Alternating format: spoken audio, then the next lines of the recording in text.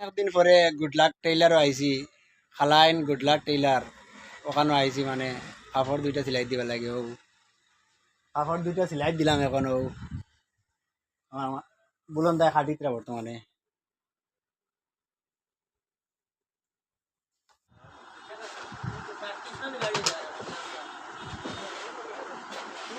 ও দুইটা শার্ট সিলাই দিয়েছে, এখন সুন্দর আছে নি তোরা দেখা যায় না। আর বিভিন্ন কালারের আরো কাপড় আছে, কিন্তু পছন্দ তো সব আর সব তো আর একলগে বানাইতে পারতে না।